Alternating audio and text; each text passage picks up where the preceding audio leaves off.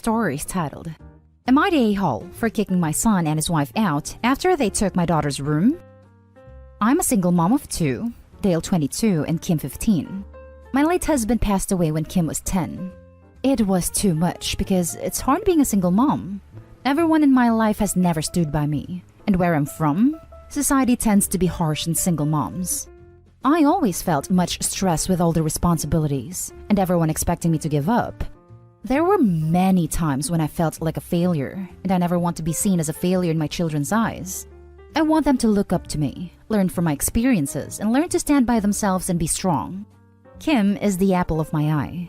She went through so much, and I tend to be overprotective of her, as they say. I was with someone, a police officer, who was nice to me, but once I noticed how poorly he treated Kim, I told him to leave immediately. I decided to focus on Kim. Dale and his wife are expecting. He's been unemployed for months, and they left their rental apartment and moved in with us temporarily.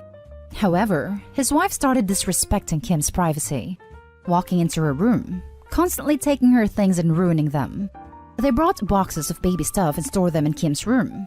I told her to move the boxes to the storage room, but Dale made excuses that the stuff might get damaged. Dale and his wife talked about staying for a few more months. She's 8 months pregnant, till after the baby is a few months old. His wife suggested that my daughter move into my room and they take her room and turn it into a nursery. I said no, and it's not up for discussion. Dale understood, but his wife didn't like it. Kim came to me saying Dale's wife is trying to convince her to give her room to her nephew. So I told Dale's wife firmly to stop annoying Kim. Yesterday, I came home and found Dale moving Kim's stuff out of her room, replacing it with her baby stuff. Kim was in the living room waiting for me and she was crying. I was livid. Dale's wife made her a sandwich to calm her down. I saw Kim's room. Her bed was moved. Her favorite posters, her closet and graphic art, some were put there by her dad, and I confronted them. Dale said it was his wife's idea and told him she'll work it out with me later. I got into an argument with her. I lashed out at her after she said Kim can take the storage room. I told them to leave immediately. They argued for an hour, then left.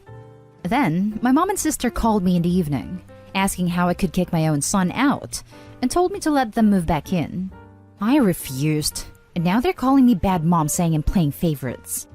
Dale's wife talked about putting the nursery together and taking pictures of it to share on a Facebook page for everyone to see. That's what Dale told me, which made me feel upset, to be honest. Now for the top comments. Dale and his wife could easily have shared their room with a baby for a few months. You and your daughter were already making a great sacrifice sharing a home with a newborn. That wasn't good enough. They think that everybody should have to sacrifice for their child, but that is not how the world works. You have a responsibility to protect your daughter and make decisions in her best interest. That is what you did here. You are not an a-hole. You are a wonderful mother who was forced to make a painful decision to protect her child. Well done. I suggested that, but Dale's wife didn't like it. I understand that they're struggling, but this has been Kim's room since she was little. It's her safe place. She has a lot of memories with her dad in it. The posters they removed were put there by her and her dad. So these are her childhood memories they ruined. It's not okay to do that. Not an a-hole. If your mom and your sister feel you were wrong, then maybe they can open up their home to Dale and his wife. What about wife's family? Maybe they can open their home up to them? You were and are protecting your child, Kim. This isn't the first time they call me a bad mom. Soon as my late husband passed away, my own family criticized me and put a lot of pressure on me. My daughter is my priority. It's my duty as her only parent to protect her. Not an a-hole. Full stop, no question. Your adult son and his wife bullied a teenage girl and completely disregarded your authority. You had far more patience with either of them than I likely would have had after the wife began intruding on Kim's privacy and trying to push her out of her room. Your son is an adult, and so is his wife. They've had months to comfortably try to look for a new home and, for Dale, new work. Instead, they've been trying to take over and shirk their responsibilities as adults and soon-to-be parents. You cannot take them back in. That will never work out, and will send the message to your daughter that you don't care about what they've been doing to her. As for your other family trying to berate you for this decision, tell them if they are so concerned about your son and his wife, they can take the two in and care for them, plus the baby. Otherwise, ignore them and focus on raising your daughter. Now for the next story. Am I the a-hole for not letting my sister see her kids? I have a full custody of my nephew, 10, and niece, 9. I have recently decided it would be best for her children not to see her, due to the last visit they had together where she came to visit her children, hi, and her children could barely recognize her. They didn't even want to give her a hug, and when I was driving them home, my nephew said, "That wasn't my mom. She kinda looks like her, but she acts, looks, and smells different." I asked them if they'd want to see her again, and both of them said maybe when she gets better. Now, I'm young in my early 20s with no children of my own, and I honestly worked my butt off to get custody of their children, which was harder because everyone thought I was too young. I made it my goal to protect them and put them before my husband, myself, and everything else. As much as it hurt me to send my sister a message saying she's no longer allowed around her children until she's off substances, I felt like I had to do it for my niece and nephew. She sent me a message saying I don't know what I'm doing. I'm still young and I'm trying to steal her children from her, that I'm jealous of her and all types of stuff like that. My mom thinks that I'm not doing the right thing, that the children deserve a connection with their mom, and that seeing the children will help my sister as well, and that my sister is trying her best, that I made things worse for her. I'm honestly not sure if I made a mistake. Am I the a-hole for not allowing my sister to see her children? Now for the top judgment. Not an a-hole. Those kids are not your sister's support animals. She can see them when she's in a condition the kids will not be frightened or put off by. OMG, I love this. If she's changed so much that her own kids barely recognize her and don't want to hug her, after not seeing her for however long, that speaks for itself. They don't owe her anything for being brought into the world. Your mom can kick rocks too. That's a crazy way of thinking. Your sister couldn't care less about her kids, or she wouldn't be getting worse. She'd be moving mountains to get clean and get them back. I'd be going low contact with mom and setting boundaries with your sister. You're not an a-hole. You're the best thing that could have happened to them. Your mom would be putting those poor kids through hell helping your sister. Not an a-hole. Generally, when an addict tells you you're an a-hole for not giving them what they want, the addict is spouting nonsense. She's had her children removed by CPS, and is now telling you that you're jealous and don't know what you're doing?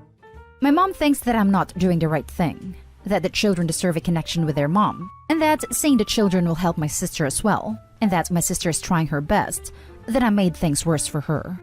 The children deserve a connection with a healthy, stable mother.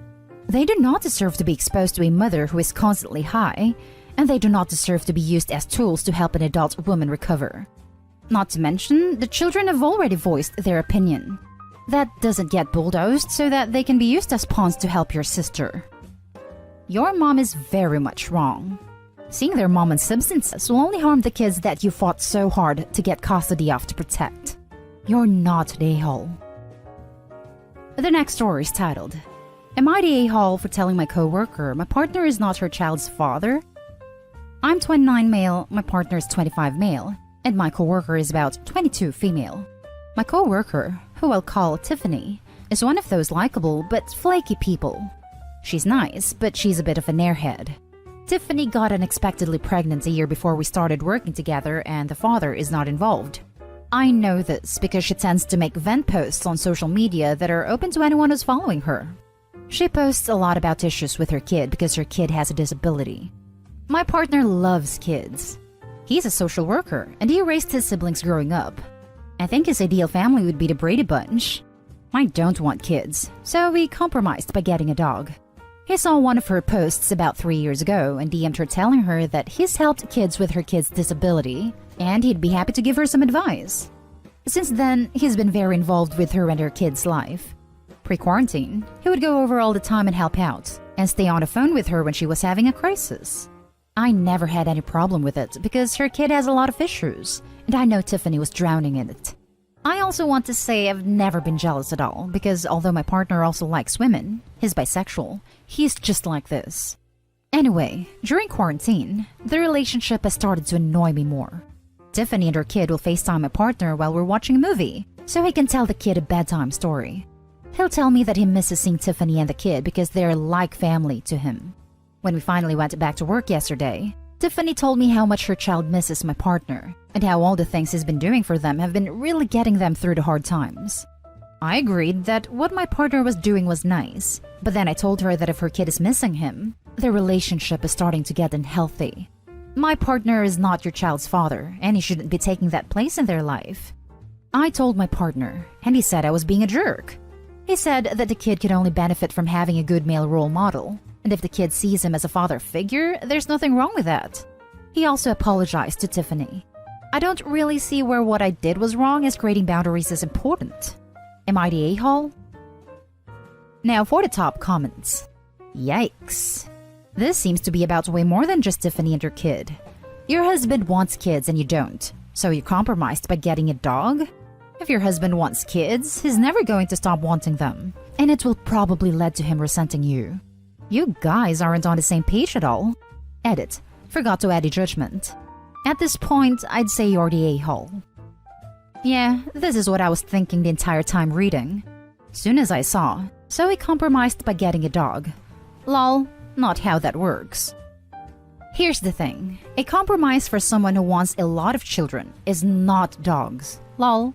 He wants children. You don't. He's getting fulfilled from Tiffany and her kid. Not with you and your dog. I don't see your relationship lasting. Look long and deep at this. You're the a-hole. Yeah, I predict that Opie's partner will end up as Tiffany's husband. Not the a-hole for wanting boundaries, but I have a feeling your relationship is going to fail. Your partner wants kids, and having a dog is not going to fix that. The fact that he is so easily getting attached to someone else's kid is a sign that he's not going to be happy with a childless relationship for the rest of his life. It baffles me how couples can disagree on something as huge as having children and still think their relationship will work. If you want a stable relationship, you need to agree on 3 things: money, intimacy, and kids. You two need to sit down and have a long talk. Just jumping in to say, I don't think that's necessarily true. A lot of child-free people form affectionate bonds with other people's children, either relatives, friends, or, as in this case, kids in need of care that they're in a position to provide. It doesn't necessarily indicate dissatisfaction with their childlessness. Now for the last story. Am I the a-hole for refusing to accommodate my niece's vegan diet? My sister and her husband both lost their jobs, and as we had the space, we allowed them to move in with us. We have 2 daughters who are both vegan. Now, my wife and I have 4 children. Our 2 older girls are very sweet, and our boys both have autism. We essentially work our daily lives around them to make them more comfortable. As such, our meal plans are relatively simple. Some of the only foods they will both eat is chicken and cheese, so every meal we eat has at least one of those components. Of course, neither of these items are vegan. Our nieces both complain, and as we need meal time to be relatively stress-free for the boys, it's caused some problems. On top of this, we also have 4 dogs, 1 family dog, 1 dog who is a trained autism service dog, and our oldest daughter adopted 2 dogs at the beginning of April last year. Our oldest is doing an animal welfare course at college and plans on becoming a vet/dietitian. She explained the benefits of raw food, and as such, she prepares all 4 dog meals in the morning and refrigerates their evening meals. We don't force her. She chooses to do the other 2 dogs because she wants to get it perfect for them. Anyway, our 2 nieces are complaining about never being able to eat because there's always meat around. They refuse to eat at mealtimes because we serve meat and dairy. I explained that we aren't going to upturn meal plans we've had in place for years just for them. They could either deal with it or make their own food. They're both on hunger strikes, but I don't think I'm in the wrong. I offered to serve the sides, which are generally vegan, in larger portions for them, but cooking several different meals is not something I want to go back to. My sister is staying out of it, and her husband is just happy he's finally getting to eat meat again. My wife thinks I'm being harsh, but when I suggested she take over cooking, she suddenly agreed with me. Am I the a-hole? Now for the top comments. Not the a-hole. There are lots of options open to them. They can cook. Their parents can cook. They can eat packet food that doesn't require cooking. It's not on you to do all that work for them. I also appreciate that when you've got kids with very specific food needs, it's way too much to try and vary that to add in another diet.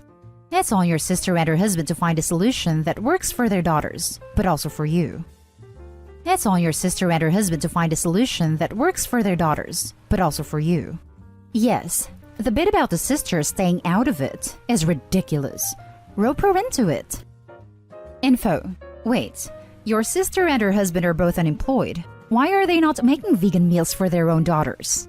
Why does living with you have to mean that you also cook for them? And how old are the daughters anyway? I'm not sure. It's just sort of the way things panned out. And they're 17 and 15. Not a-hole.